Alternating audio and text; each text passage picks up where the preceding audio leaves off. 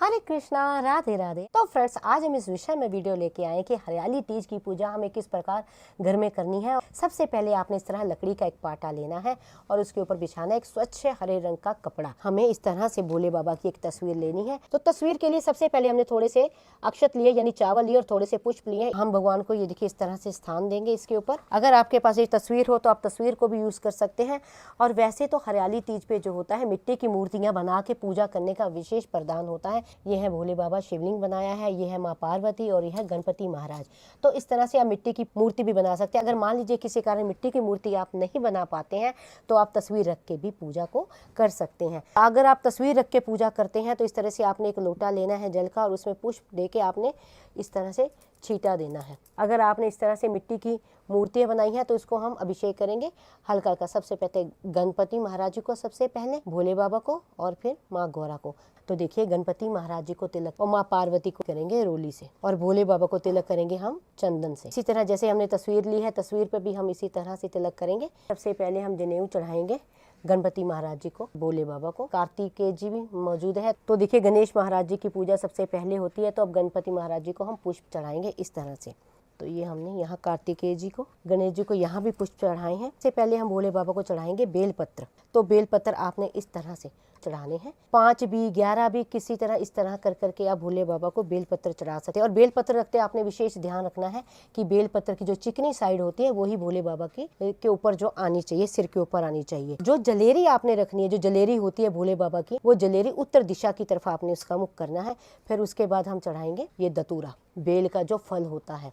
तो जितने भी भोले बाबा को ये चढ़ती हैं चीजें, सारी की सारी, ये भांग के पत्ते हैं, ये भी हम चढ़ा देंगे इस तरह से। और ये है आकड़े के पत्ते।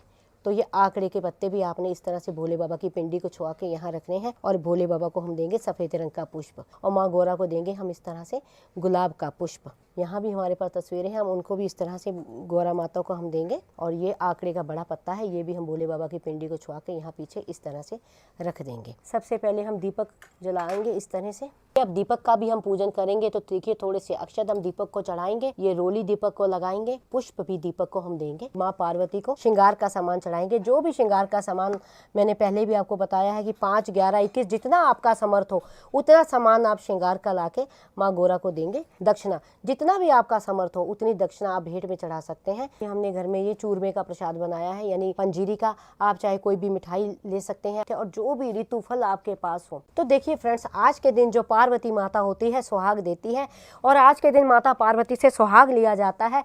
तो फिर बाद में आपने क्या करना है, इस तरह से आपने अपने चुन्नी का पल्लू लेना है और पल्लू पे हाथ लगा के इस तरह माता जी से हम जो है सुहाग लेंगे। तो इस तरह से हम ये सुहाग लेके माता का अपने माथे पे लगाइए, अपनी मांग में लगाइए। तो 3 बार इस तरह से आपने माता जी से सुहाग लेना है और माता जी से अपने सुहाग की, लंबे सुहाग की कामना आपने करनी है। इसके बाद लेंगे एक जल का लोटा और हाथ में लेंगे हम थोड़े से पुष्प और कथा का पाठ करेंगे। हरियाली चीज की कथा आती है, आप कथा पढ़ भी सकते हैं, आप कथा को सुन भी सकते हैं। तो उसके बाद जो है, जो हमने पुष्प लिए हैं, कथा पढ़ने के बाद पुष्प जो है माता जी के आगे ही हम समर्पित कर देंगे।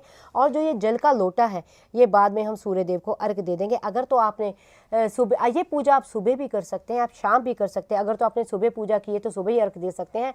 अगर ये पूजा आपने शाम को की है तो शाम को भी आप ये अर्घ रख लीजिए, फिर अगले दिन सुबह जो है सूर्य भगवान को आप दे दीजिए।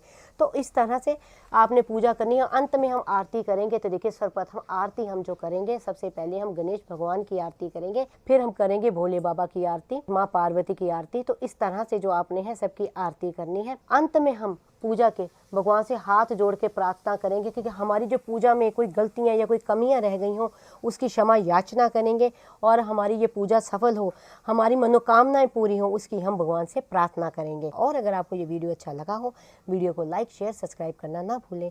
हरे कृष्णा, राधे राधे।